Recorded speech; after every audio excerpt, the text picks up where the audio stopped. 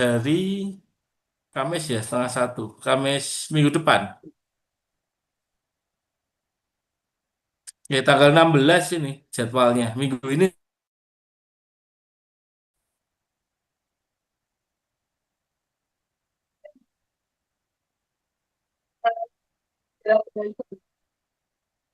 Yang SIK terjadwal minggu ini ya. Nanti untuk UTS-nya kemarin kan sudah kita sampaikan, si Bapak Ibu nanti mengerjakan penulisan ya, nanti dalam bentuk jurnal yang dikumpulkan, kemudian untuk eh presentasinya nih yang masih cari waktu hari Kamis, insya Allah bisa nih. Nanti hari Kamis kita masuk lagi ya jam 12.30 nanti paparan aja untuk terkait tugas yang disampaikan yang nanti dikumpulkan untuk memaparkan artikel tulisan yang sudah dibuat.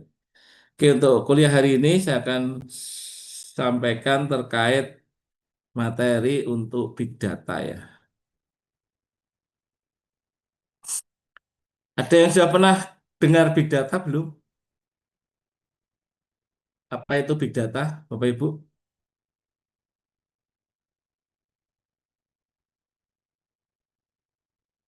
Pernah dengar belum big data?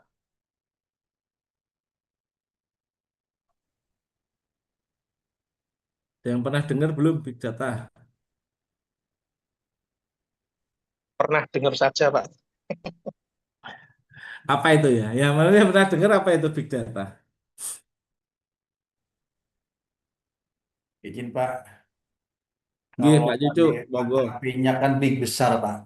Jadi data Apa? kalau dari AT big itu kan besar Pak.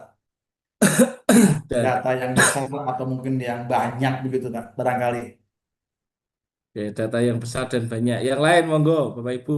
Monggo yang bisa mengaktifkan kamera, diaktifkan kameranya. Tapi kalau yang nggak bisa, nggak apa-apa, monggo. Yang bisa biar kita enak ngobrolnya. Apa Sedikit itu pernah, big data? Pak. Gimana Bu Yustrina? Sedikit pernah, Pak. Ya, Tapi apa ada itu? data yang kompleks, tapi biasanya dia nggak bisa diolah secara manual, Pak. Biasanya dia eh, tersistem dalam satu sistem. Kalau kita biasanya ngambilnya pakai Google Earth Engine, kemudian itu sudah diolah sendiri gitu, Pak. Karena saking kompleksnya kita tidak bisa eh, susah untuk membuatnya satu persatu. Jadi biasanya olahan dari sudah tersistem gitu, Pak. Oke, monggo yang lain. Ada lagi nggak yang sudah pernah mengenal di big data?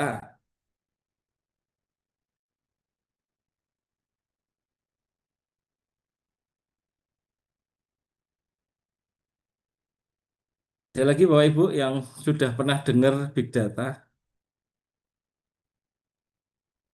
Kalau dari katanya memang data yang besar.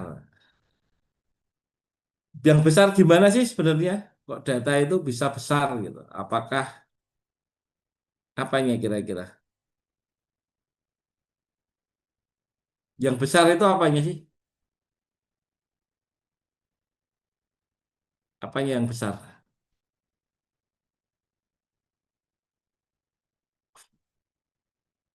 Ya Izin, kita. Pak.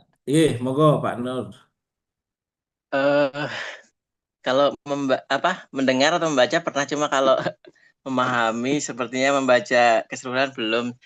Cuma mungkin bayangannya ini big data ini ya sistem penyimpanan data dengan eh, kapasitas yang besar dan ini dengan format tertentu yang eh, ibaratnya di data tersebut bisa diolah menjadi format-format yang lain. Jadi seperti mungkin raw datanya gitu. Jadi disimpan. Jadi kalau mau diolah menjadi bentuk gambar atau peta atau dalam format-format data yang lain itu bisa gitu secara internasional dan eh, untuk penyimpanannya karena format data raw data jadi perlu kapasitas dan sistem yang besar untuk mengelola data tersebut. Mungkin begitu, Pak.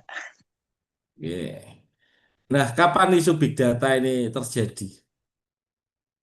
Kenapa kok sekarang big data ini jadi masalah gitu? Kira-kira ada yang tahu nggak? Kenapa kok big data ini jadi masalah gitu? Dan kenapa big data itu muncul gitu? Yang mau menambahkan? Ayo,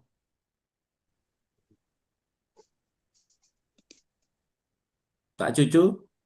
Izin Pak, Nggih, monggo. permasalahan muncul akibat tidak dipersiapkan atau perencanaannya kurang matang. Biasanya begitu Pak. Dari perencanaannya kurang matang sehingga permasalahan-permasalahan akan muncul di kemudian hari begitu Pak. Oke. Ada yang dari BMKG? Ya, Pak Cucu dari BMKG, Pak. Wah, BMKG Pak Cucu ya. Saya Nah, BMKG. oke, Pak Cucu. Wah, di BMKG nyimpen data curah hujan nggak sih? Siapa? Curah hujan, temperatur, matahari dan lain-lain kami menyimpannya Pak dari Ya, mulai itu disimpan kapan data itu disimpan?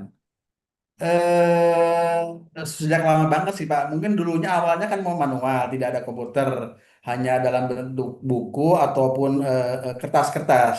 Nah, di digitalisasi semenjak lahirnya komputer Pak, di Android. Ya, nggak, kalau sekarang biasanya data curah hujan itu disimpan setiap berapa saat tertentu atau berapa waktu tertentu atau seperti apa? Untuk data curah hujan disimpan tiap hari Pak, setiap hari. Berbeda dengan eh, suhu udara. Kalau suhu udara tiap jam ada kita Pak. Tiap jam. Nah, kalau dalam real time itu kan data itu disimpan dalam setiap menit, setiap detik ya. Mungkin ada juga data yang disimpan dalam setiap mili detik gitu ya. Ya, tapi kalau untuk digitalisasi Pak, digitalisasi atau peralatan yang otomatis, kami datanya tiap menit ada Pak. Ya, datanya kan setiap menit ya. Mungkin Tiap menit. Meskipun curah hujan, temperatur ataupun yang lainnya dalam bentuk tiap menit ada Pak. ya, tiap menit dan tiap detik ya, biasanya kalau real time itu biasanya perubahan data setiap detik disimpan ya. Kalau setiap detik data itu disimpan dalam satu hari ada berapa ribu data yang disimpan? Banyak ya, dihitung aja ya. Satu detik Banyak banget tiga Pak. enam puluh satu detik satu data, satu menit ada 60 data, satu jam ada 3.600 data, satu hari kalikan 24, satu tahun banyak data ya. Itu baru satu pos ya. Kalau posnya ada 1.000, berapa miliar data yang disimpan dalam satu tahun. Ini akhirnya katakan di big data ya. Big data itu ada beberapa hal yang mungkin kita kenal. Hmm, Nah, ini ada sedikit pengantar AI nanti yang bagian yang paling penting di dalam untuk pemrosesan big data. Jadi di dalam AI itu ada menerapkan pola kerja manusia untuk bisa bekerja sebagai dapat diterapkan di dalam sistem komputer ya. Kemudian ada beberapa teknik di dalamnya, ada deep learning, ada pemrosesan bahasa alami, kemudian ada computer vision. Tadi kalau data pergerakan awan itu kan citranya yang disimpan ya.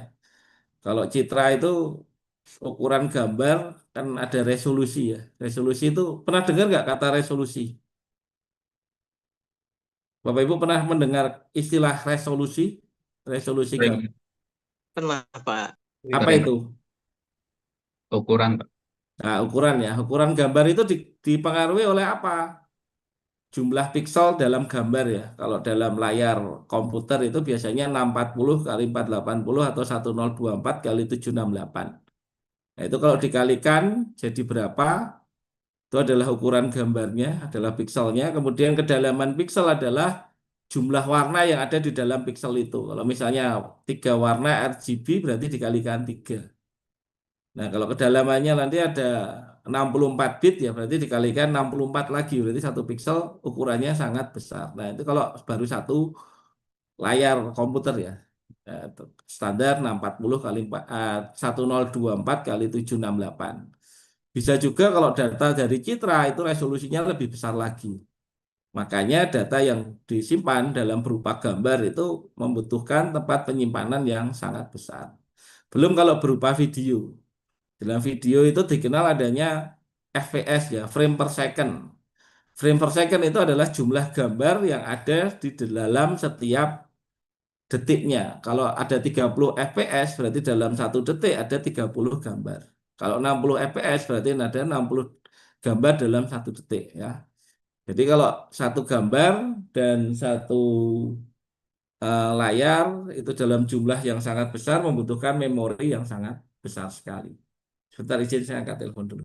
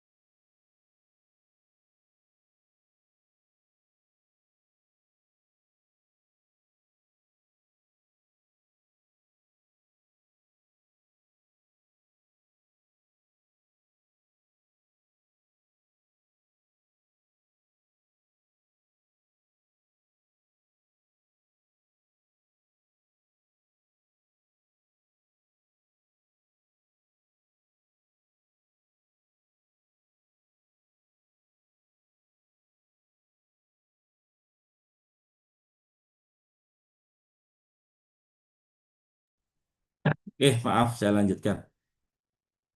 Ya, itu jumlah data yang sangat besar itu sangat berpengaruh terhadap tempat penyimpanan yang dibutuhkan. Makanya isu sekarang adalah bagaimana teknologi kecerdasan buatan itu dapat digunakan untuk membantu pengolahan data dalam jumlah yang sangat besar. Oke, ada 3 komponen utama di dalam kecerdasan buatan, ada machine learning, ada deep learning, kemudian ada pemrosesan bahasa alami. Nah, ini adalah evolusi dari kecerdasan buatan. Kecerdasan buatan itu pertama kali muncul di tahun 1950, kemudian berkembang di tahun 1980 dan 1990, kemudian tahun 2000 dan 2010 sampai dengan 2010 itu terkait teknologi big data, komputasi cloud, kemudian 2020, 2010 sampai dengan sekarang. Nah, kemarin kan kita sudah bahas di komputasi cloud computing atau komputasi awan, jadi memungkinkan untuk pengolahan data itu tidak perlu memiliki komputer sendiri, tetapi bisa menggunakan resource yang ada di internet. Nah, sekarang apa yang dimaksud dengan big data adalah jumlah data yang sangat besar, kompleks, kemudian yang tidak dapat ditangani secara manual atau secara tradisional. Kemudian big data itu juga terdiri dari informasi dalam jumlah yang besar diperoleh dari berbagai macam sumber data seperti stasiun cuaca, kemudian ada sensor getaran, kemudian ada dari media sosial, gambar dari satelit, kemudian sensor-sensor lain yang ada di lapangan. Nah, isu dalam big data itu adalah volume yang sangat besar, kemudian ada kecepatan data yang sangat banyak, kemudian ada format data yang berbeda-beda. Jadi di dalam saat ini mungkin di BMKG itu juga menggunakan berbagai macam sensor dengan format yang berbeda-beda. Ada yang datanya itu berupa gambar ya, yang diperoleh dari citra satelit. Kemudian ada citra data yang diperoleh dari radar. Ada data yang diperoleh dari sensor curah hujan misalnya. Misalnya ada curah hujan, kelembaban udara, kecepatan angin, arah angin yang setiap saat. Dan di mana data itu dikumpulkan di dalam suatu media penyimpanan. Sehingga kalau kita tidak kelola dengan baik, media penyimpanan itu nggak pernah akan cukup ya. Kalau mungkin data itu disimpan di dalam sebuah hard drive, kalau satu gambar tadi mungkin ukurannya adalah 9 mega atau 10 megabyte. Kalau satu detik itu ada satu gambar, berarti dalam 1 jam ada berapa gigabyte tempat yang dibutuhkan untuk penyimpanan data. Data lain contohnya adalah data teks. Data teks itu ukurannya adalah kilobyte. Misalnya satu teks SMS atau WA itu biasanya sekitar 10 sampai 20 kilobyte. Kalau data itu diperoleh dalam satuan detik atau mungkin dalam detik tadi terkumpul data sebanyak 50 data atau 30 data dalam 1 detik.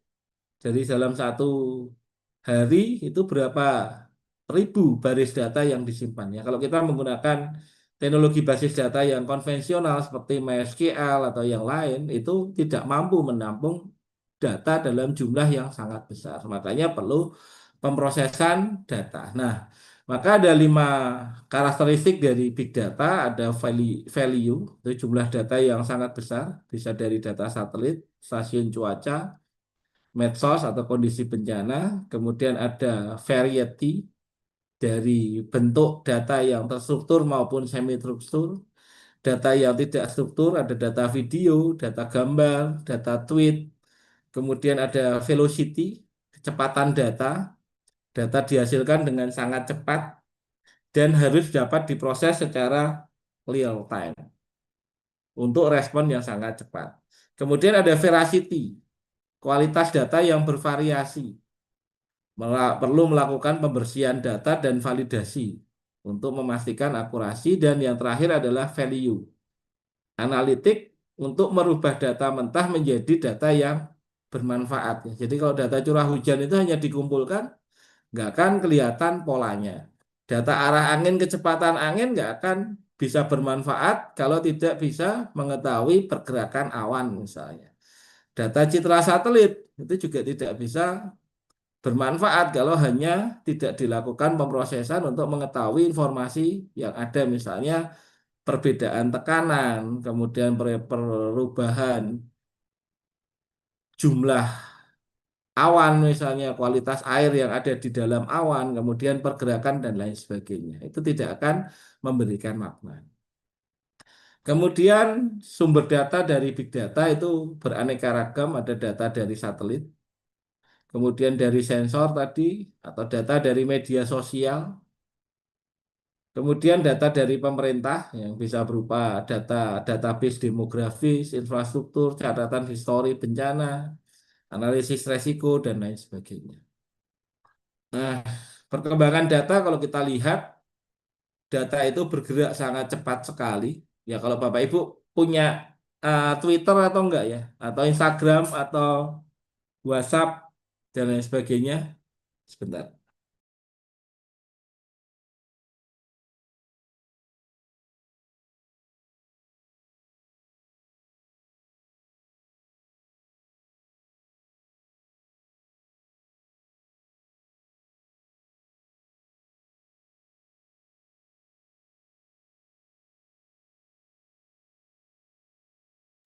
Bapak suaranya kemut.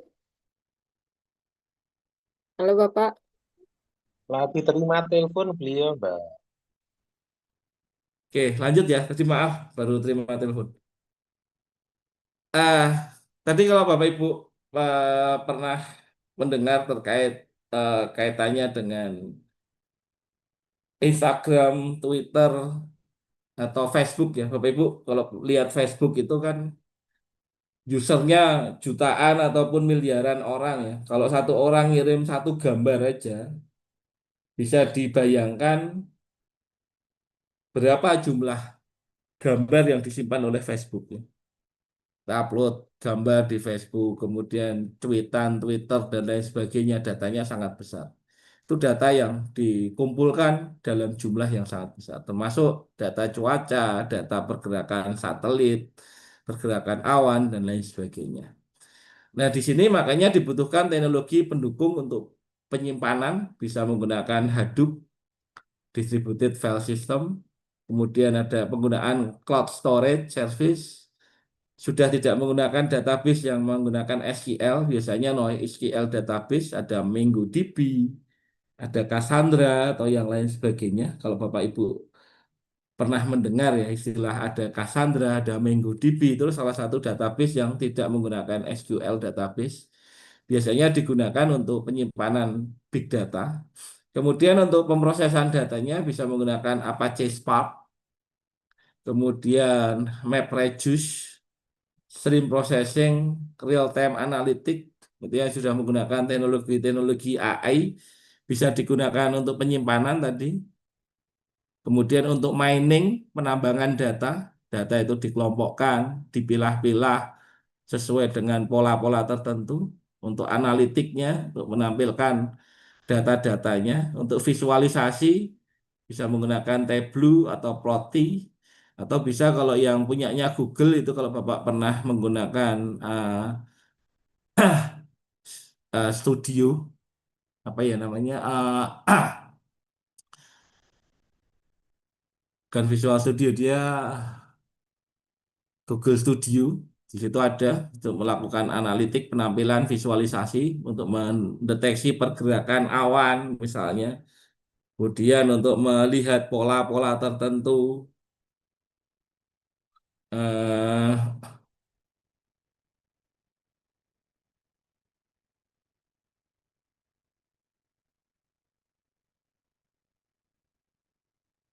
melihat pola-pola tertentu, kita bisa melakukan visualisasi, data visualisasi itu menggunakan eh, apa data science ya untuk pengolahan terhadap data-data tersebut. Jadi data itu bisa dilakukan pemilahan, mining, penyimpanan, analitik, dan visualisasi. Nah, big data dalam manajemen bencana itu biasa berupa kumpulan data yang sangat besar, kecepatan data sangat tinggi, banyak ragamnya, berbagai macam sumber, kemudian bisa data dari sensor, data satelit, kemudian dari media sosial, kemudian kalau kita lihat data-data seperti gempa bumi, kemudian ada data kejadian, kemudian data-data letusan gunung berapi, dan lain sebagainya. Nah, peranan dalam big data di dalam manajemen bencana itu bisa digunakan untuk mitigasi, untuk analisis dan historis terkait identifikasi risiko, kemudian kesiapsiagaan pencanaan berdasarkan prediksi, seperti contohnya prediksi curah hujan, kemudian prediksi gempa bumi, prediksi letusan gunung Merapi, prediksi banjir, dan lain sebagainya. Atau menggunakan untuk respon, untuk koordinasi real time, menggunakan data yang diperoleh live. Jadi kalau dari BMKG biasanya data live pergerakan awan ya. Kalau kita lihat di citra satelit, adanya typhoon di Jepang, typhoon di Korea, itu bisa disimulasikan kira-kira badainya akan sampai di kota A dalam waktu berapa menit. Kalau di Indonesia mungkin juga ada puting beliung, ini sekarang posisi di mana, menuju kemana. Nah, itu bisa untuk tingkatan respon, kemudian juga digunakan untuk pemulihan ya. Jadi ketika ada kejadian bencana, melakukan evaluasi terhadap dampak yang ada, bisa juga untuk merencanakan rehabilitasi terhadap data yang kompleks. Kemudian manfaat big data untuk pemantauan real time, yaitu dalam manajemen bencana, kemampuan untuk melihat kondisi secara waktu nyata, dapat memproses data dari berbagai sumber secara simultan. Ya, kalau dari BMKG biasanya melihat satelit cuaca ya di penerbangan, posisi angin sampai apa, curah hujan sampai di mana, kemudian posisi awan misalnya untuk penerbangan supaya pesawat itu bisa terbang secara aman. Kemudian integrasi dari penggunaan data dari satelit dan sensor IoT.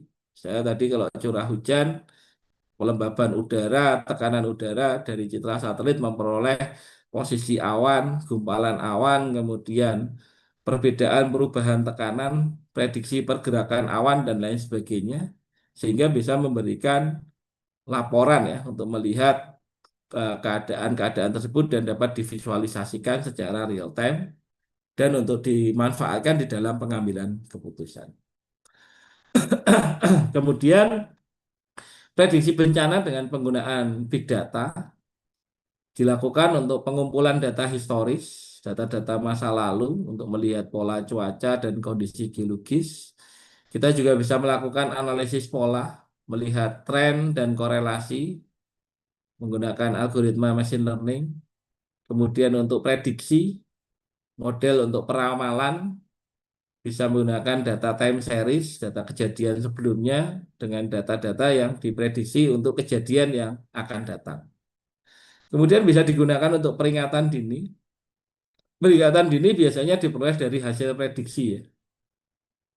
Jadi untuk menyalakan alarm ketika ada kondisi-kondisi tertentu yang berbahaya sudah melebihi batas ambang tertentu untuk mengaktifkan sistem peringatan dini. Nah, ini alokasi sumber daya untuk berbasis big data untuk melakukan analitik, misalnya untuk analisis tingkat kerentanan area, identifikasi daerah dengan resiko yang sangat tinggi, kemudian kepadatan populasi berdasarkan jumlah penduduk, aksesibilitas infrastruktur untuk penentuan rute optimal dan distribusi bantuan, kemudian kebutuhan spesifik terkait bantuan yang dibutuhkan berdasarkan dari karakteristik bencana. Bapak Ibu pernah pakai Google Map nggak? Sering. Sering ya? Nggih. Kok kok di map itu bisa merah, bisa hijau? Itu dari mana toh? Kenapa kok di map itu kadang, oh di sini merah jalurnya, di sini biru. Kira-kira dari mana? Kok Google itu bisa tahu jalur itu merah, jalur itu hijau, jalur itu biru, atau kuning? Itu kira-kira dari mana, Pak? Dari HP kali Pak ya, sinyal HP gitu Pak. Dari sinyal HP siapa? Yang berkendara mungkin Pak. Oke, benar. Dari sinyal HP yang berkendara, kemudian Google itu kan punya location ya, location history ya. Bapak Ibu ketika HP-nya dinyalakan, Bapak Ibu akan memiliki log history ya. Jadi ketika Bapak Ibu berkendara mengaktifkan Google Map, kemudian ketika meskipun tidak mengaktifkan Google Map di situ, tapi biasanya fokusnya kepada yang menggunakan Google Map. Jadi semakin banyak yang menggunakan Google Map dan bergerak sangat lambat, nah itu diidentifikasi daerah tersebut macet. Kemudian data-data sebelumnya di hari-hari sebelumnya itu juga di-log, dibuka analitik. Setiap pagi jam berapa, itu tingkat kepadatannya berapa dan lain sebagainya. Itu digunakan dari analisis itu juga. Jadi kepadatan jam biasanya jalan itu macet, kemudian ditambah dengan pergerakan yang sangat lambat dari pengguna HP yang mengaktifkan Google Map ataupun yang tidak mengaktifkan Google Map, yang berada di area itu, yang diindikasi dia sedang berada di jalur itu karena pergerakannya lambat, makanya jalur itu dikatakan merah.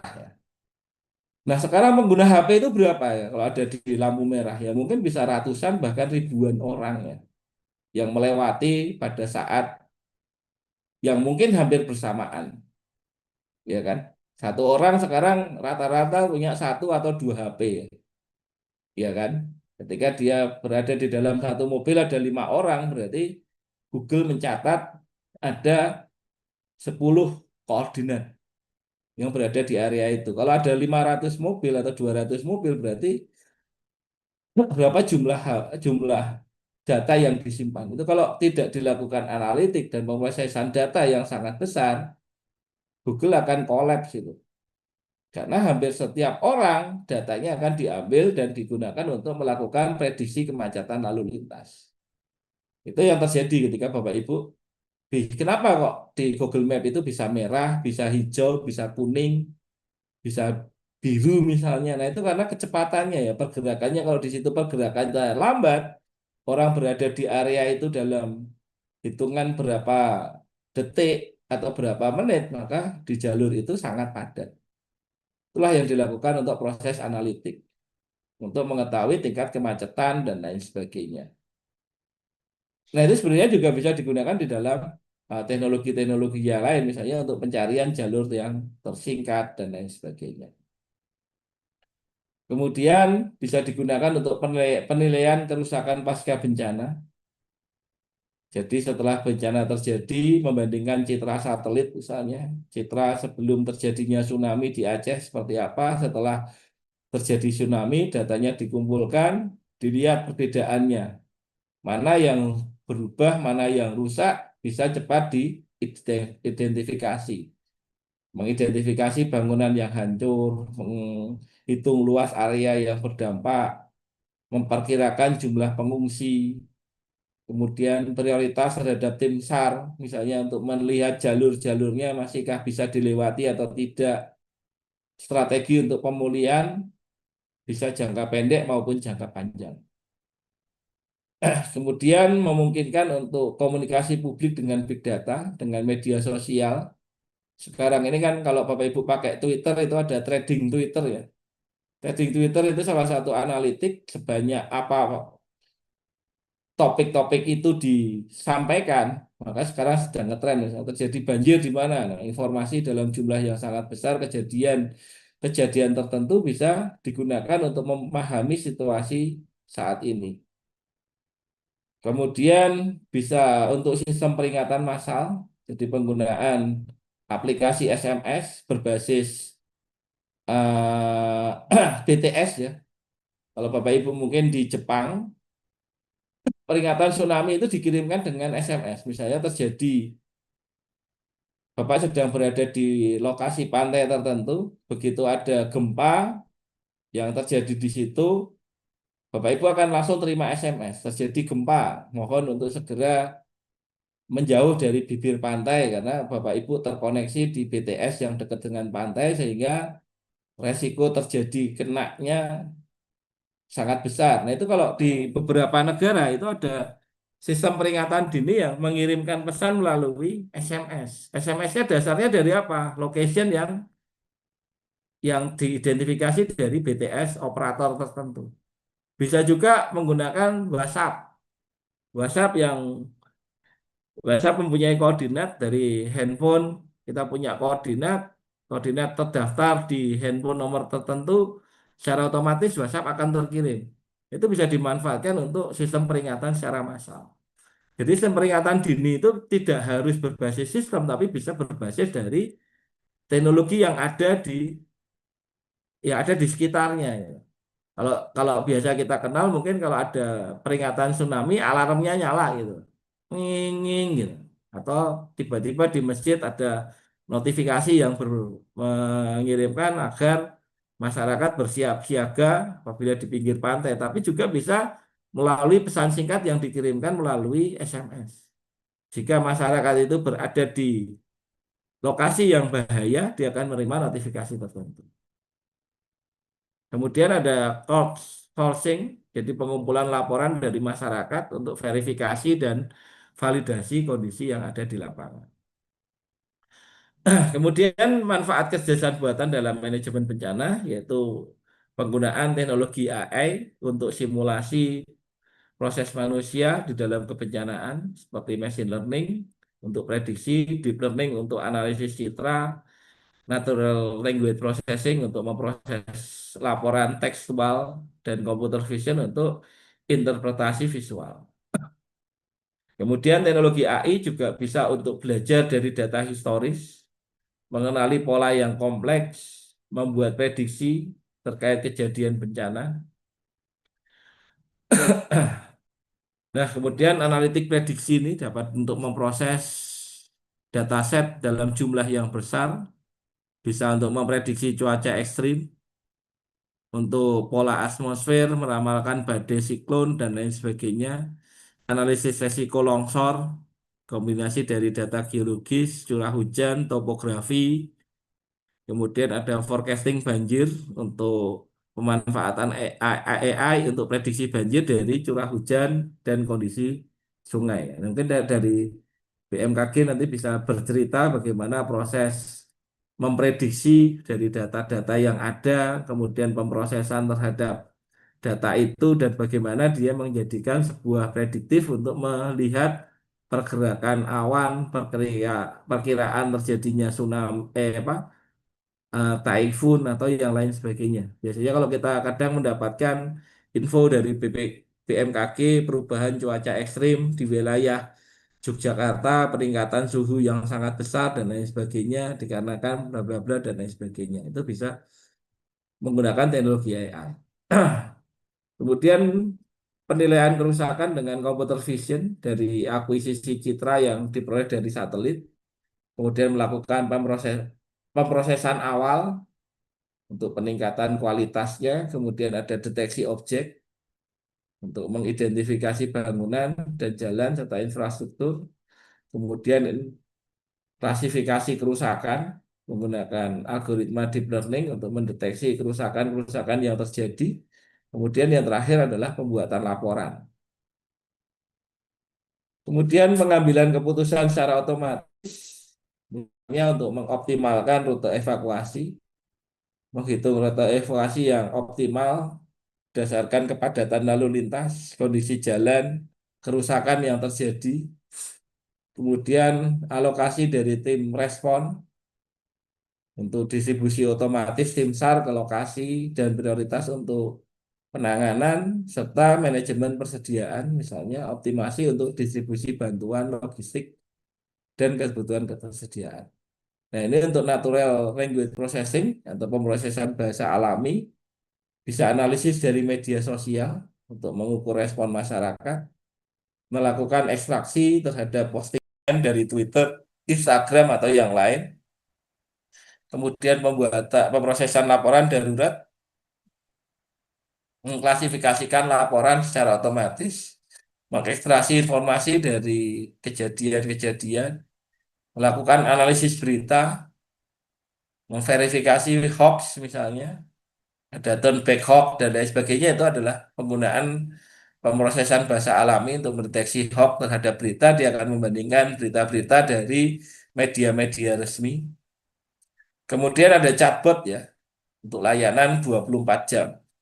Jadi sekarang banyak sekali call center itu yang sudah digantikan oleh chatbot. Jadi kalau kita telepon ke call center itu biasanya awal-awal yang terima adalah mesin dulu. Ketika pertanyaan-pertanyaannya sudah umum dan bisa dijawab, dia akan menjawab dengan chatbot. Karena biaya untuk menyiapkan orang di call center itu biayanya sangat tinggi.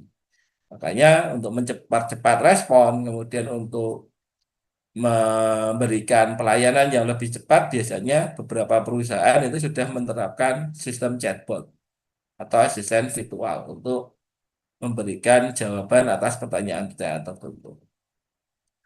Kemudian juga pemanfaatan robot drone untuk pencarian dan pertolongan.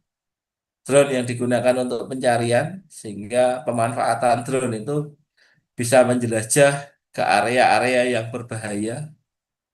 Kemudian ada drone surveillance dengan sensor thermal dan kamera resolusi dapat memetakan area yang luas dan mengidentifikasi adanya kehidupan. Kemudian komunikasi darurat, ada robot untuk pembawa peralatan komunikasi untuk membangun koneksi dengan korban yang terjebak di dalam area yang sulit dijangkau. Biasanya kalau di Jepang itu sudah ada robot yang berbentuk ular sehingga dia bisa masuk ke celah-celah bangunan, kemudian untuk mengidentifikasi apakah ada korban di dalam reruntuhan bangunan atau yang lain sebagainya. Nah, kemudian sinergi dari Big Data dan AI dalam manajemen bencana. Jadi adanya teknologi Big Data dan AI dapat membangun sebuah sistem manajemen bencana yang canggih dan efektif. Kemudian bisa melakukan pengelolaan data dalam jumlah yang sangat besar.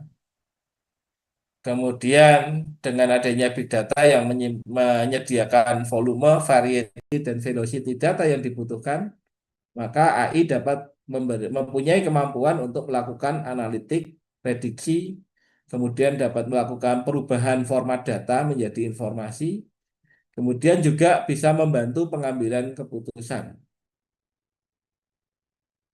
Nah, ini ada beberapa pengumpulan dan pemanfaatan teknologi AI untuk kebencanaan.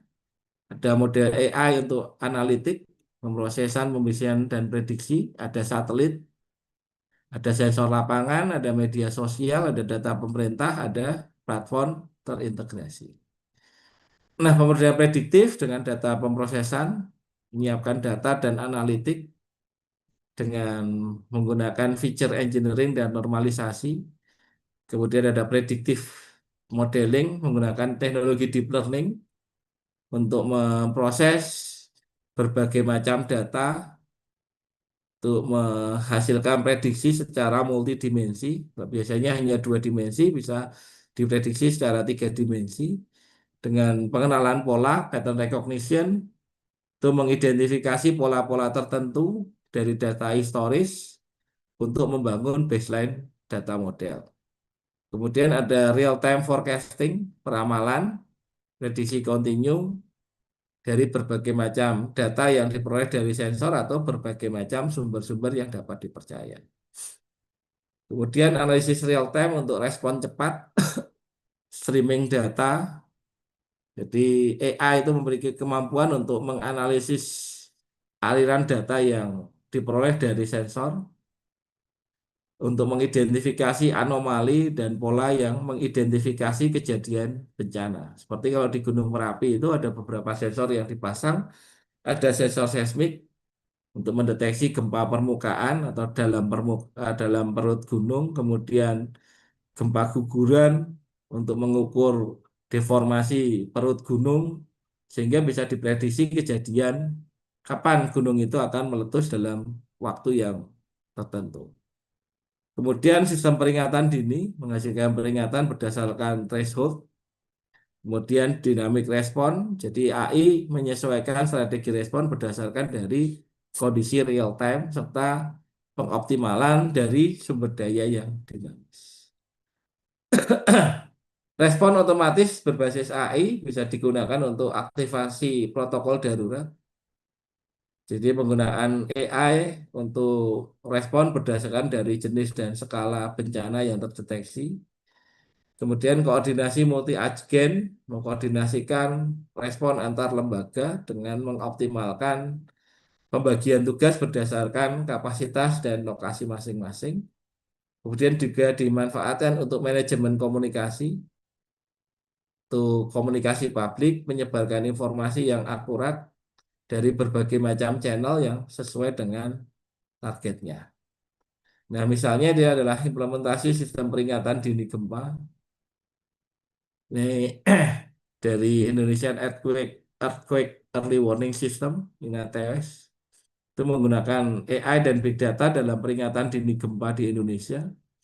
Ada sensor seismik dari lebih dari 500 stasiun, kemudian machine learning untuk model analisis gelombang, untuk memprediksi magnitudo dan lokasinya. Makanya gempa itu bisa diketahui lokasi dengan cepat itu karena ada banyak sensor yang terpasang sehingga bisa menentukan titik kejadian gempa itu ada di mana.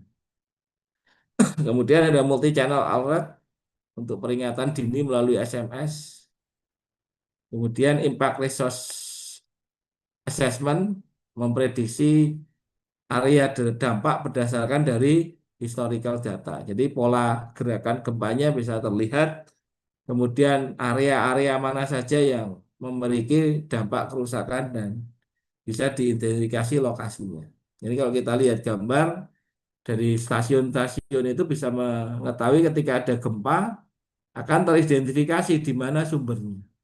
Karena gelombang gempa itu bergerak dari pusat gempa ke area yang sifatnya adalah memutar sehingga banyak sensor yang akan membaca sehingga bisa diketahui lokasi tepatnya.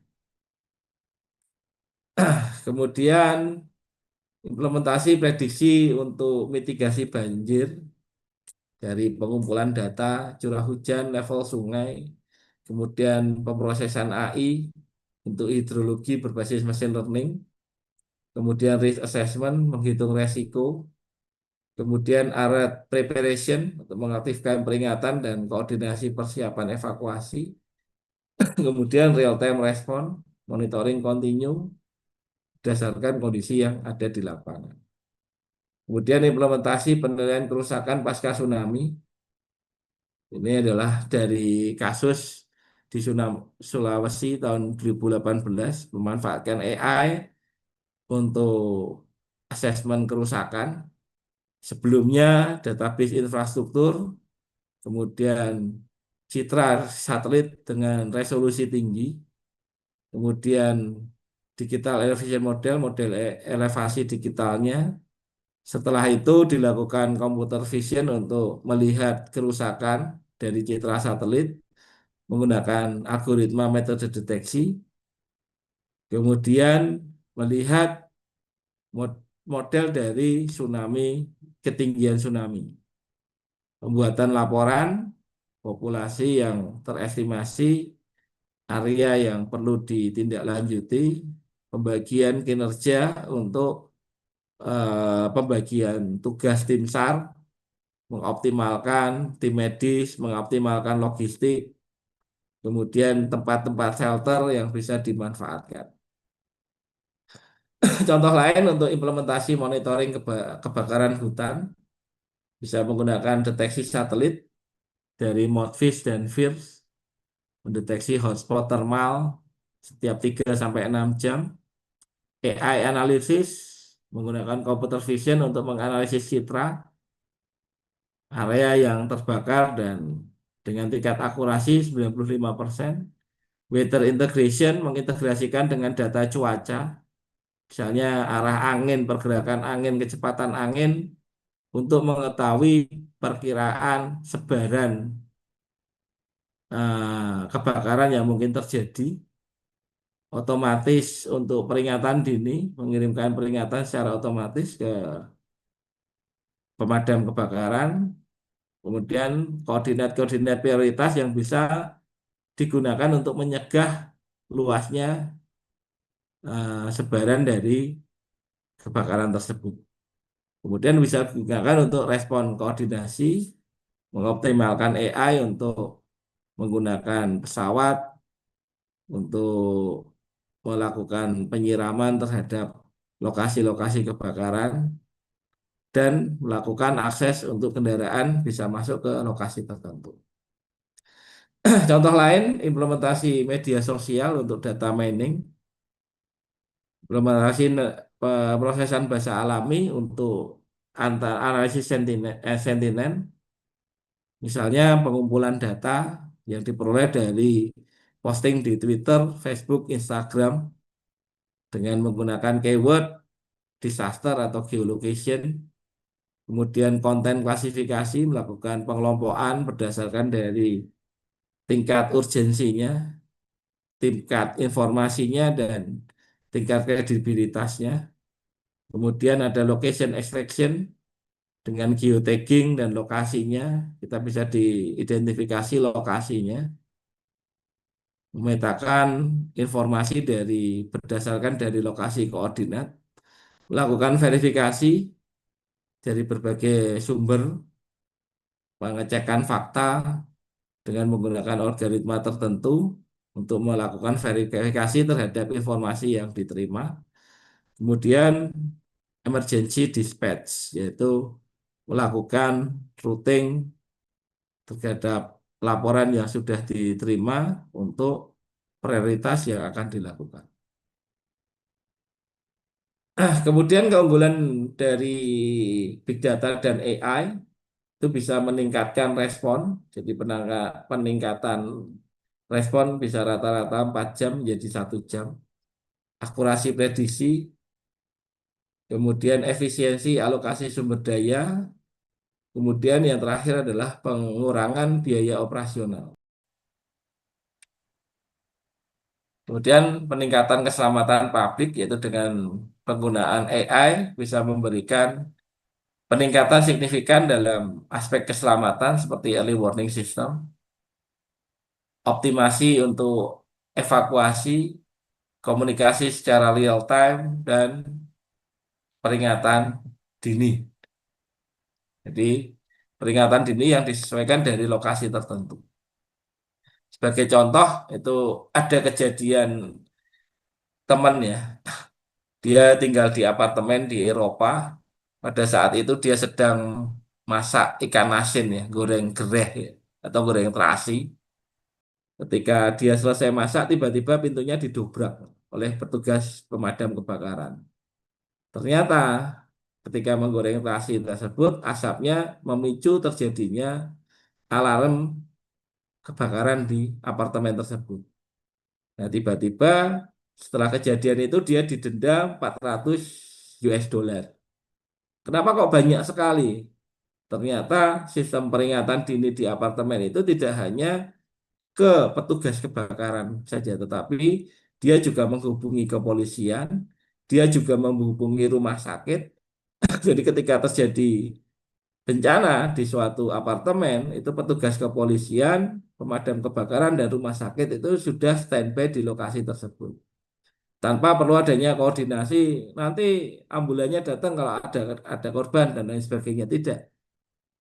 Alarm itu menotifikasikan ke dalam 3 lembaga pemerintah tersebut. Polisi digunakan untuk mengatur lalu lintas, pemadam kebakaran itu digunakan untuk melakukan penanganan kebakaran, dan pihak rumah sakit atau ambulan itu digunakan untuk melakukan evakuasi jika ada korban. Jadi posisi ambulan itu tidak perlu menunggu adanya korban, tapi begitu ada kejadian, 3 pihak berwenang itu akan memberikan respon atau memberikan tindakan untuk pengamanan di lokasinya dan untuk penindakan preventif terhadap kejadian yang ada. Ini kalau kita bisa lihat penghematan biaya yang terjadi. Ini adalah tantangan di dalam implementasinya. Itu meskipun AI dan Big Data itu ada banyak keuntungan, tetapi ada beberapa tantangan yang mungkin terjadi. Yang pertama adalah aspek teknis, aspek legal, aspek sosial, aspek ekonomi. Kemudian yang memerlukan pendekatan holistik serta kerjasama dari multi stakeholder untuk peningkatan layanan yang efektif. Ya, tadi seperti di luar ketika ada kejadian bencana, 3 layanan tersebut sudah terintegrasi. Tidak perlu menunggu adanya korban.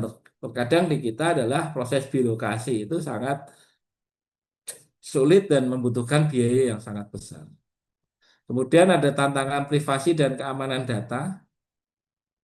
Privasi terkait perlindungan informasi yang sensitif. Makanya kalau kita minta data ke BMKG, data curah hujan dalam 1 detik itu nggak akan dikasih. Padahal mereka punya datanya. Yang diinformasikan ke publik hanya data setiap 1 jam. Data per menit pun kita juga sulit untuk mendapatkan data yang diperoleh dalam setiap menitnya untuk melihat pola-pola tertentu. Berkaitan dengan anomalisasi tekniknya, privasi implementation, serta manajemen konsen. Di keamanan cyber, perlindungan dari serangan cyber, misalnya terkait serangan terhadap sensor tertentu sehingga menimbulkan pengiriman data anomali, dia bisa menggunakan multi-layer security, bisa juga menggunakan enkripsi data, bisa juga menggunakan autentifikasi untuk aksesnya. Kemudian yang terakhir adalah data sovereignty, yaitu kepemilikan dan kontrol data berkaitan dengan lintas negara atau lintas sistem. Makanya data di Indonesia ini datanya sendiri-sendiri ya, setiap dinas punya data sendiri-sendiri. Di BMKG ada punya data, di BPTKG punya data, di PU juga punya data terkait curah hujan yang ada di jalan tol, curah hujan di area-area tertentu, di BMKG mungkin data di pos-pos tertentu, di sungai, pengelola das itu juga punya data curah hujan. Sebenarnya kalau data itu kita share bersama-sama, data lintas yang bisa digunakan bersama, sebenarnya biaya operasional untuk penggunaan sensor itu bisa lebih efektif. Ya, biasanya menggunakan cross-border data agreement di pertukaran data antar unit, antar lembaga, bisa juga dengan regulatory dan lain sebagainya, bisa juga dengan National Security Consideration. Atau bisa konsiderasi antar dinas atau antar lembaga. Kemudian tantangan yang lain bisa terkait kualitas dan akurasi data, bisa juga terkait dengan data yang tidak inkonsisten, variasi format data yang berbeda-beda, standar data yang beraneka ragam, kualitas data dari berbagai macam sumber yang perlu standarisasi, kemudian data yang hilang, terjadi gap atau spatial coverage yang dapat mengurangi akurasi dari prediksinya, real time validasi, validasi yang kurang akurat dari data streaming yang diperoleh atau kondisi terkait keadaan tertentu yang memungkinkan data itu akan hilang. Kemudian kualitas sensor yang beraneka ragam. Kemudian ada data bias, historical bias dalam dataset untuk mempengaruhi akurasi prediksi. Kemudian ada quality metric, adanya pemanfaatan standar yang digunakan untuk mengukur dan memastikan kualitas serta kuantitas data secara kontinu. Izin Pak, nanya Oke. sedikit. Yang terkait tantangan tadi itu kalau data anomali itu dia masuk yang mana Pak ya kira-kira Pak ya? Data anomali biasanya di inkonsistensi data. Oke, siap. Atau mungkin bisa juga sensor reliability itu juga bisa memungkinkan. Karena mungkin kualitas sensor yang kurang baik, sensor yang dipasang dengan mungkin belum terkalibrasi, itu juga bisa memungkinkan dari sensor reliability itu juga memungkinkan. Iya Pak. Kita lanjut ya. Tantangan di implementasi biasanya adalah infrastruktur ya. Karena untuk pemrosesan big data itu memerlukan high-end computing, bisa menggunakan super computing yang membutuhkan peralatan yang sangat mahal. Tapi sebenarnya ini bisa dikurangkan dengan pemanfaatan cloud ya. Di cloud ini super computing itu tinggal sewa aja sebenarnya. Network infrastruktur, nah ini broadband connectivity, terutama di area-area rural ini yang sering nggak dapat sinyal ini gimana. Kemudian ada storage system, pemanfaatan penyimpanan terdistribusi. Kemudian sensor network, ada jutaan sensor yang terpasang. Kemudian yang terakhir adalah yang paling dasar adalah infrastruktur dasar. Bisa power backbone, physical facility. Kemudian tantangan interoperabilitas dari berbagai macam lembaga dan organisasi perlu dilakukan standarisasi protokol dan format penggunaan standar teknik, bisa harmonisasi API, data skema, komunikasi protokol yang standar, koordinasi organisasi, alignment proses, workflow antara BNPB, BMKG, TNI, Polri, dan lain sebagainya. Koordinasi antar lembaga ini sebenarnya dibutuhkan untuk eh, pemanfaatan data secara bersama-sama ya. Sekarang ini kalau saya lihat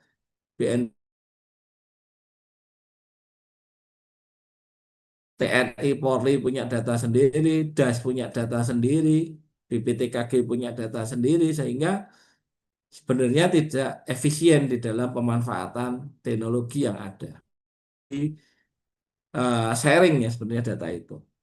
Kemudian data governance, jadi ada framework untuk data sharing, quality control, dan akuntability antara stakeholder. Jadi dia diperlukan kebijakan pemerintah untuk penyediaan framework terkait data-data yang diperoleh dari lembaga-lembaga itu supaya dapat digunakan secara bersama-sama. Jadi tidak data itu individual, artinya setiap unit itu memiliki data sendiri.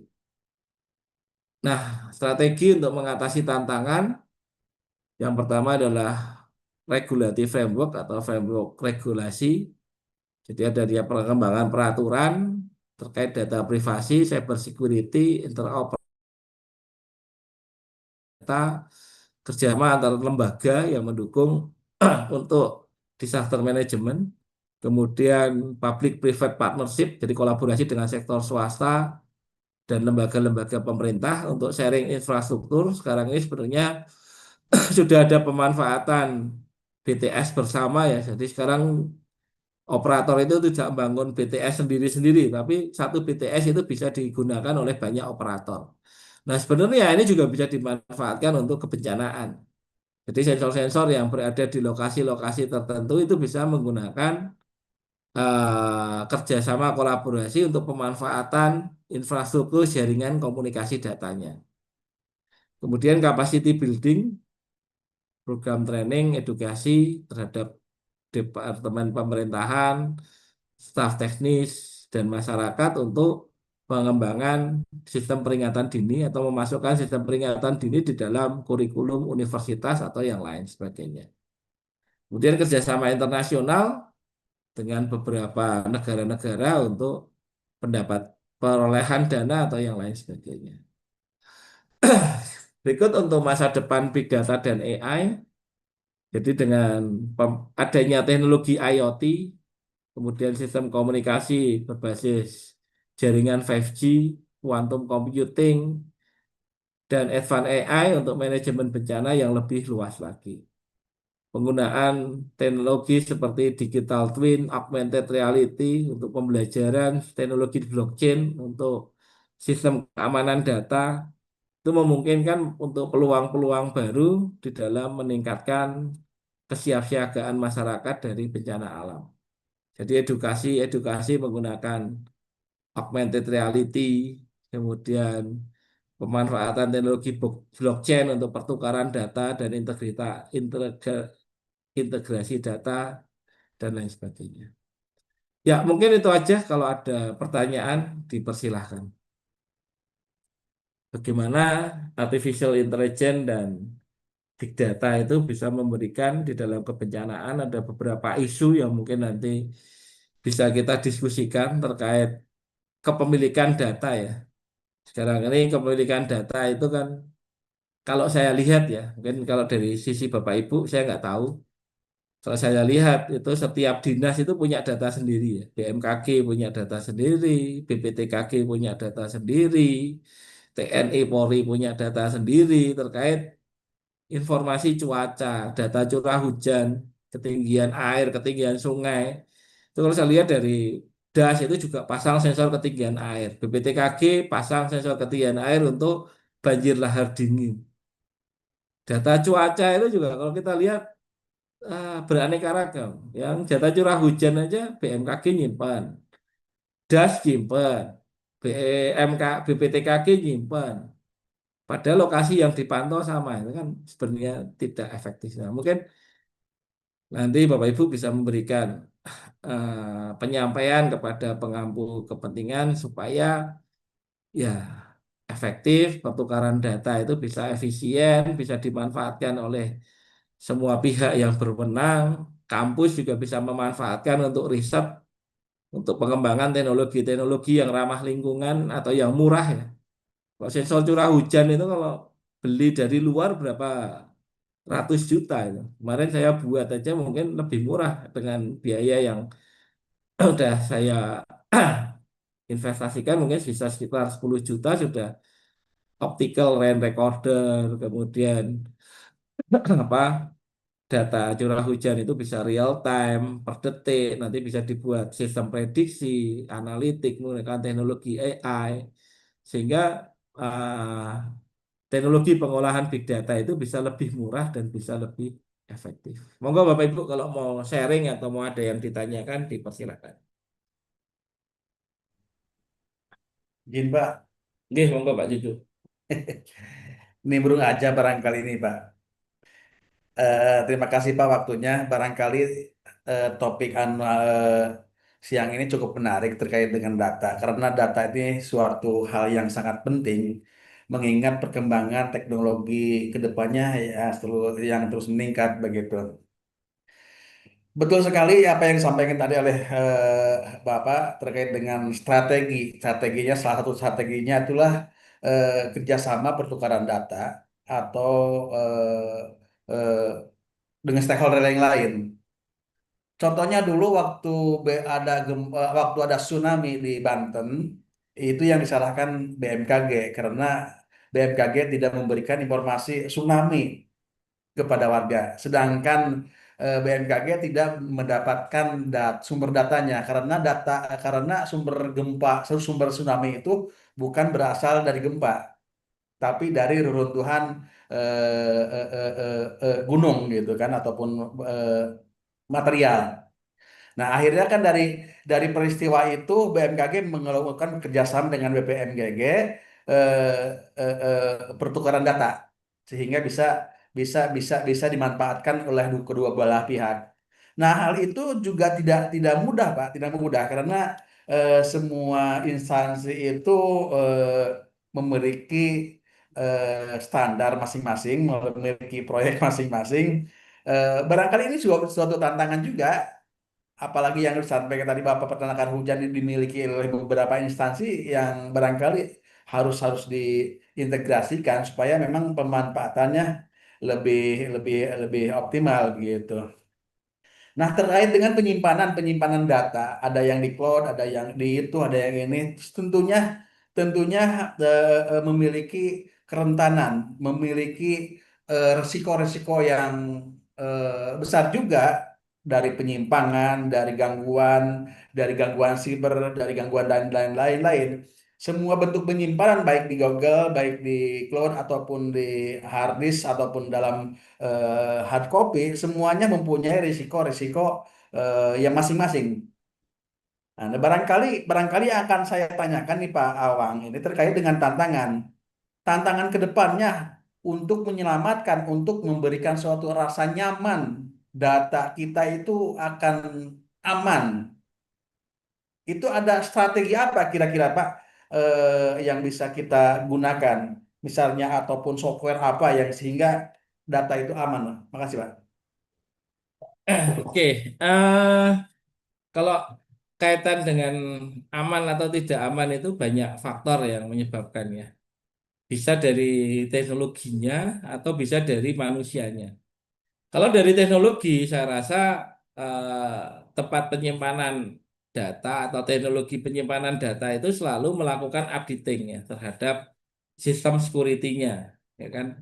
Nah, biasanya data itu bisa jebol karena ya teknologinya tidak terupdate gara-gara mungkin tingkat pemahaman operatornya tidak iya, wis biasanya nganggo iki kok udah diupdate ke teknologi baru atau mungkin teknologinya sudah discontinue ya, perlu diganti ke teknologi yang baru. Makanya kalau kita punya HP, kemudian laptop itu ada fasilitas untuk upgrade, itu sebenarnya dia melakukan perbaikan terhadap fitur-fitur yang sudah ada. Bisa terkait celah-celah keamanan, berarti kan perlu melakukan updating secara berkala, kemudian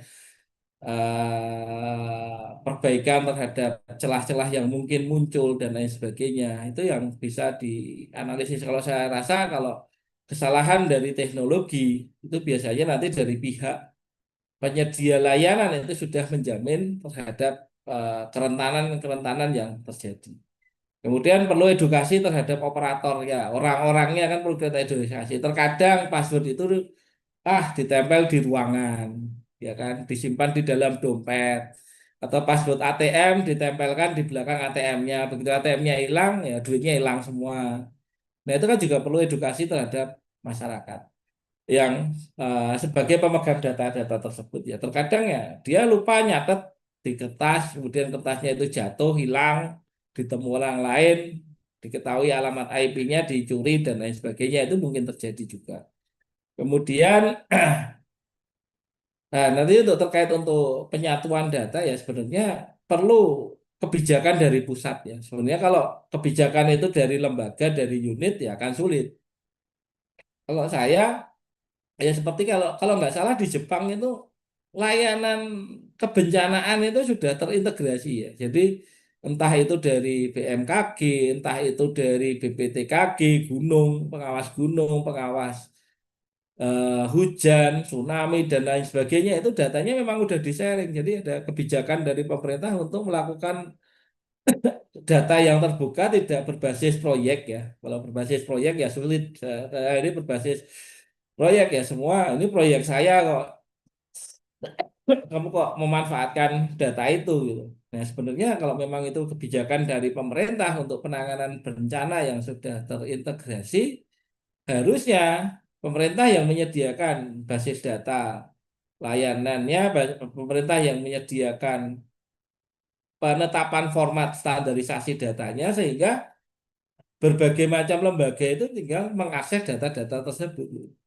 Ya semua sebenarnya instansi pemerintah, tetapi perlu pemerintah itu menetapkan bahwa semua harus memiliki format yang sama, semua harus disimpan di lokasi yang sama, semua dapat digunakan dan diakses dari secara bersamaan ya. Mungkin infrastrukturnya kalau untuk kebencanaan mungkin penyedia infrastruktur Kominfo misalnya. Ya Kominfo yang menyediakan infrastruktur misalnya untuk kebencanaan.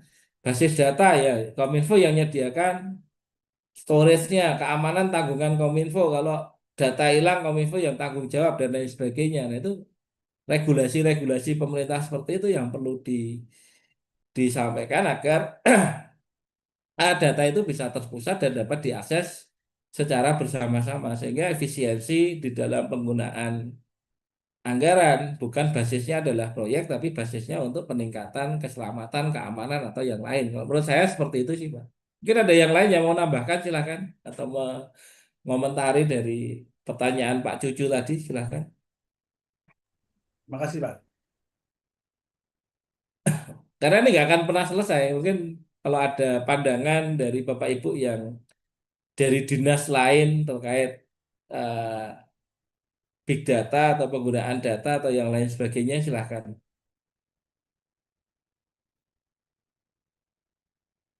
Pak Nur, saya Iya Pak. biasanya Ini barangkali itu Pak, hikmah dari bencana itu kan ada Pak. Hikmah dari betul. bencana. Dulu hikmah bencana tsunami di Banten tempo hari kan hikmahnya bisa menyatukan data yang punya orang dengan BMKG. Barangkali nunggu nunggu bencana berikutnya. Tapi tapi dengan saya harapkan tidak ada bencana dulu. Ambil suatu kebijakan jangan nunggu bencana Pak. Terima kasih. Monggo yang lain yang mau berkomentar atau menanggapi silahkan. Mohon izin Pak, Iya, monggo, Pak Nur. terkait dengan big data dan penyimpanannya. Kalau zaman dulu kan data itu ditulis terus disimpan di almari, itu rentan rusak, usang atau dimakan rayap. Perkembangan teknologi dengan adanya big data tersebut, sistem penyimpanan dan pengelolaannya juga tidak mudah karena memerlukan biaya dan teknologi serta sistem backup yang tentunya biayanya mahal dan mungkin juga perlu operator dan teknologi AI yang siap untuk mengelola tersebut. Kemudian tentunya dengan besarnya analisis data saat ini yang dari big data atau raw data itu bisa diolah ke berbagai macam data. Dengan data raw data bisa per detik atau per menit itu membutuhkan data atau penyimpanan yang sangat besar dan memang aksesnya, informasinya dapat ke berbagai platform atau analisis data, cuma penyimpanannya ini berbiaya sangat mahal karena datanya juga banyak, besar, dan seperti pernah terdengar juga setelah udah besar biayanya mahal, akhirnya penuh juga. Dan ini sepertinya menjadi kendala ke depannya karena kalau kita nggak menguasai sistem penyimpanan, kita adanya cuma membeli atau menyewa gitu, Pak. Demikian, Pak. Ya, sebenarnya kalau data itu belum banyak ya, belum banyak ya dan besar. Sebenarnya pemanfaatan penyewa media penyimpanan itu sebenarnya solusi yang efektif ya. Kalau belum mampu ya, artinya kita kalau mungkin membangun infrastruktur itu biayanya sangat mahal. Bisa membeli mesin server, bisa membeli storage, membangun networking dan lain sebagainya. Itu biayanya sangat besar. Dengan menyewa atau mungkin bisa juga menggunakan layanan pemerintah. Misalnya harusnya ya Kominfo itu sebagai penyedia layanan. Artinya semua data itu bisa disimpan di dalam server yang dimiliki Kominfo. Bukan basis on proyek. Kalau basis on proyek kan kalau nggak punya orangnya, misalnya kayak BMKG ya. BMKG ingin membangun sebuah data center. Berarti ketika membangun data center kan harus ada orang IT-nya nih, yang orang jaringan, orang server untuk instalasi, untuk konfigurasi, kemudian teknisi-teknisi yang ada di dalamnya itu kan juga membutuhkan biaya sendiri ya. Sebenarnya perlu peranan pemerintah atau kalau memang unit ingin mengembangkan sendiri, kalau belum mampu, belum ada orang yang menangani jaringan, solusi paling mudah adalah pemanfaatan teknologi cloud computing tadi. Kita bisa nyewa server atau mungkin bisa colocation server, kita beli mesin tapi diletakkan di penyedia layanan cloud misalnya seperti Telkom, seperti Bisnet, seperti Lintas Arta atau Lintas Media yang lain sebagainya yang penyedia server cloud. Kita bisa titip mesin di sana yang kita bisa akses secara remote untuk melakukan penyimpanan data, maintenance-nya jauh lebih mudah dibandingkan kalau kita membangun data center sendiri.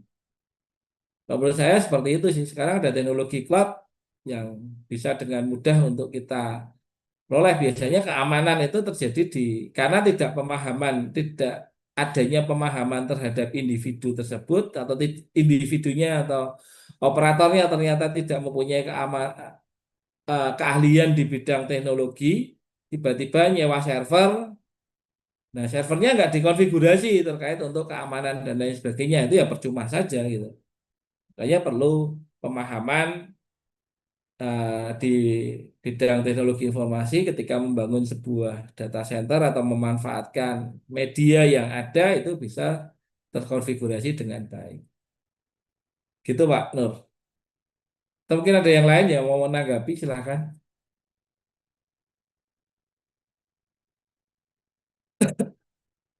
Emi atau Bu Fitri, Pak Subandi, atau Pak Ali, monggo. Mohon izin tanya, Iya Bapak, Mas, monggo silakan. mengenai keamanan data ya. Kalau kita nyewa server gitu itu apakah aman, Pak? Nanti apakah tidak ada apa kayak penyimpangan penyalahgunaan data kita nanti gitu, kalau kita bocoran Kalau data kah seperti itu, seperti kasus yang katanya servernya penyimpanan data KPU kemarin itu kan ribet, katanya nyewa apa di Singapura apa, kayak gitu itu gimana itu keamanannya, Pak? Kira-kira. ya biasanya ada banyak hal ya yang mungkin terjadi ya. Eh, nyewanya nyewanya itu terkadang melalui pihak ketiga gitu loh, bukan secara langsung dengan penyedia data center. Jadi KPU dengan pihak ketiga dengan pemilik data center. Nah itu terkadang menjadi isu juga gitu loh. Jadi sebenarnya yang menyebarkan itu bukan dari pemilik data center, tapi pihak ketiga yang menggunakan. Atau kalau memang dengan Google ya, kalau Google itu gratis itu tujuannya untuk itu. Tapi kalau kita punya data menyewa data center sendiri ke dalam vendor itu biasanya ada kontrak. Kontrak data itu tidak boleh disebarkan dan lain sebagainya itu terkait dengan eh, hukum privasi yang ada gitu loh. Jadi terkait untuk keamanan dan proteksi terhadap keamanan data dan lain sebagainya itu bisa eh, gunakan seperti itu. Dan biasanya tingkat pemahaman seseorang terhadap keamanan eh, pemahaman operatornya itu juga terkadang nggak paham. Kira ada hal yang lain yang mau ditanyakan?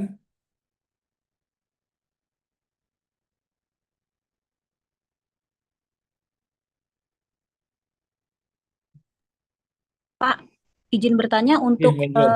tugas UTS itu tadi eh, kan di perintahnya untuk penulisan artikel dalam bentuk jurnal. Nah, ini Ya, topiknya tentang apa ya, Pak? ya, ini tentang sistem informasi untuk kebencanaan aja sih, yang terkait dengan mata kuliah sistem informasi kebencanaan. Jadi melakukan analisis terhadap teknologi sistem informasi kebencanaan yang yang Bapak Ibu pernah lihat atau pernah ada. Misalnya ya, kalau di dalam BMKG itu ada sistem informasi apa itu bisa dilakukan analisis ataupun evaluasi bisa terkait big data, bisa terkait untuk IoT, bisa terkait untuk sistem informasinya dan lain sebagainya. Izin Pak, tadi kan Bapak bilang ini dipresentasikan ya Pak. Berarti ini dibuat dalam dua bentuk PPT, satu PPT, satunya dalam bentuk artikel. Seperti itu Pak. eh salah satu aja, dalam bentuk artikel aja nanti yang di artikel itu yang diceritakan. Oh, inggih. Ya kalau Siap bisa Pak. buat PPT lebih baik, tapi kalau enggak ya enggak apa-apa. Inggih. Siap Karena Pak. kan waktunya sangat singkat ya. Mungkin sebenarnya sudah saya informasikan kemarin terkait analisis ya. Kita membuat analisis terhadap sistem informasi kebencanaan yang ada di lingkungan Bapak Ibu atau ingin membahas terkait sistem informasi kebencanaan yang sudah ada misalnya terkait Inaris atau apa. Nah, di situ bisa dibuat analisisnya bisa berbagai macam dari sudut pandang yang Bapak Ibu pahami. Gitu ada Inggih. pertanyaan? Inggih. Izin Siap Pak. Bapak, Makasih. Nggih, izin Pak monggo. bertanya. Maaf Pak Okem tadi soalnya lemot. Kalau yang artikel itu boleh nggak Pak kalau saya mau masukkan artikel besok juga terkait tesis saya karena saya pakai model spasial untuk pengurangan risiko bencana itu berbasis terset Pak. Dan nanti artikelnya begitu boleh nggak Pak? Ya mungkin bisa juga dilihat dari sudut pandang tertentu ya. Kalau mungkin kalau dari data tabset itu kan analisis di tabsetnya lah. Kalau ini di sistem informasi bagaimana data tersebut bisa digunakan untuk melakukan mitigasi atau yang lain sebagainya. Dari sudut pandang tertentu bisa di preparedness, kesiapsiagaan atau yang lain sebagainya.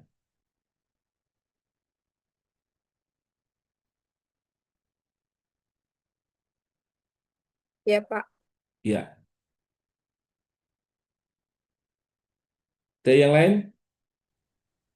Izin Mbak, dikumpulkan kapan ya artikelnya? Nanti Paling lama. dikumpulkan setelah presentasi nggak apa-apa, tidak harus sebelum presentasi, mungkin minggu depan saya kasih waktu untuk 2 minggu lah untuk mengunggahnya. Kalau yang besok presentasi dulu, persiapan belum 100%, nggak apa-apa. Yang penting ada Bapak Ibu presentasi, nanti laporan yang lengkapnya itu bisa dikirimkan eh, nanti melalui Spada aja. Nanti akan saya buka. Sebentar ada telepon.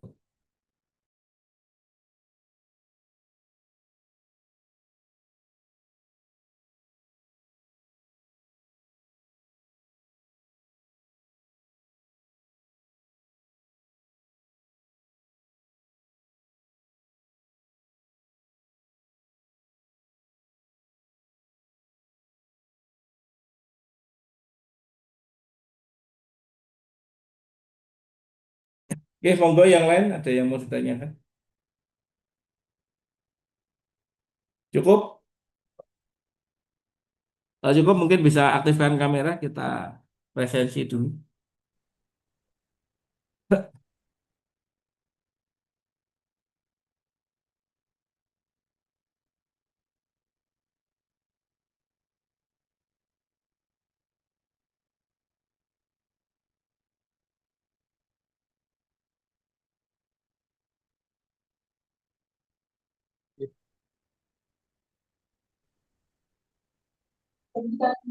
Makasih Pak, waktunya Pak. Oke, start. Mohon izin, Pak, kemarin kebetulan saya lupa absen sepada, Pak. Oh, enggak, nggak apa-apa. Nanti saya bantu untuk presentasi. Iya. Mohon maaf ini Bapak Ibu, jadwalnya banyak bergeser karena berbarengan dengan banyak kegiatan. Minggu lalu dari Papua, baru ke minggu lalu juga ke Lampung, nggak sempat ngisi karena pas di perjalanan semua. Sampai ketemu nanti di presentasi mungkin insya Allah hari Kamis, mudah-mudahan nggak ada perubahan agenda. Terima kasih, selamat siang. Assalamualaikum warahmatullahi wabarakatuh. Waalaikumsalam. Waalaikumsalam. Warahmatullahi wabarakatuh. Waalaikumsalam Makasih, Pak. warahmatullahi Terima kasih, Pak. wabarakatuh.